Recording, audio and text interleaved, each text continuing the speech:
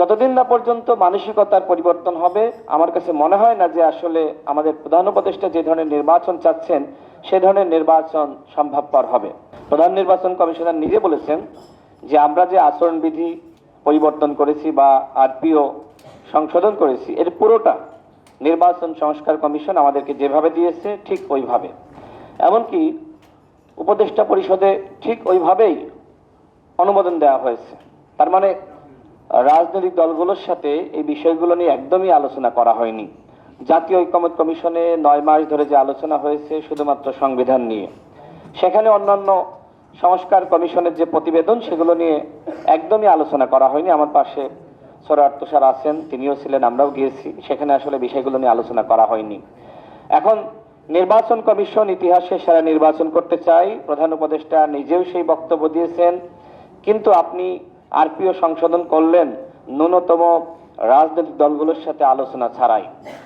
এটা আসলে আমি বুঝতেছি না যে তাদের উপরে আসলে অন্য কারো চাপ রয়েছে যে দলগুলোর সাথে আলোচনা করলে হয়তো আপনারা পুরোটার বাস্তবায়ন করতে পারবেন না, তো সেক্ষেত্রে আপনারা নির্বাচন সংস্কার কমিশন যেভাবে দিয়েছে ওইভাবেই বাস্তবায়ন করেন। দেখেন, এইভাবে আসলে বাস্তবায়ন করা যায় না।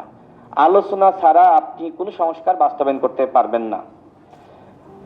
এখন সুষ্ঠু নির্বাচনের প্রসঙ্গ আসছে। আমি গতকাল রাত 2টার সময় ঝিনাইদহ থেকে ফিরেছি।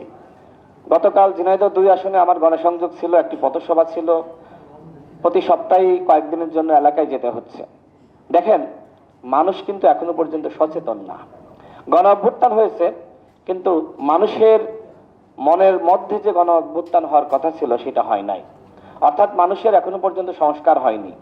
আমাদের যতদিন না পর্যন্ত মানসিকতার পরিবর্তন হবে, আমার কাছে মনে হয় না যে আসলে আমাদের প্রধান উপদেষ্টা যে ধরনের নির্বাচন চাচ্ছেন সে ধরনের নির্বাচন সম্ভবপর হবে। এখন সুষ্ঠু নির্বাচন মানে কি?